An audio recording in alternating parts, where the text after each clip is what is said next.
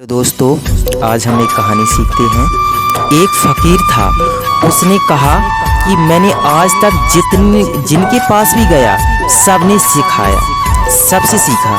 किसी ने पूछा यह कैसे हो सकता है, एक चोर से क्या सीखिएगा? उसने कहा एक बार ऐसा हुआ कि हम एक चोर के घर में मेहमान थे और ऐसा हुआ कि उस चोर के घर हम एक महीना मेहमान थे। वह रोज रात को चोरी करने के लिए निकलता और 3 बजे या 4 बजे वापस लौटता। हम उससे पूछते कहो कुछ हुआ? वह हंसकर कहता आज तो कुछ नहीं हुआ, शायद कल हो। 1 महीना वह चोरी नहीं कर पाया। कभी दरवाजे पर सैनिक मिल गया, कभी लोग घर में जगे थे, कभी ताला नहीं तोड़ पाया, कभी भीतर भी नहीं घुसा, खजाने तक नहीं पहुंच पाया।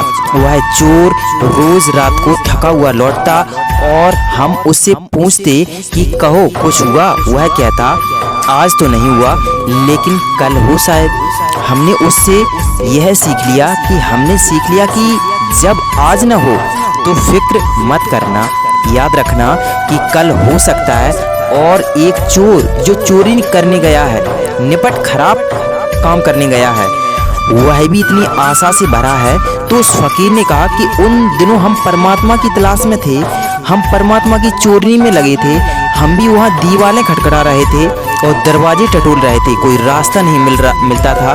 हम थक गए थे और निराश हो गए थे और हमने सोचा था कि फिजूल है सब, छोड़ें। लेकिन उस चोर ने हमको बचा लिया और उसने कहा आज नहीं हुआ, कल शायद होगा। और हमने यह सूत्र बना लिया कि आज नहीं होगा तो कल शायद होगा। और फिर वह दिन आया कि बात घटित हुई, चोर ने चोरी कर ली और हमने भी परमात्मा चुरा लिया।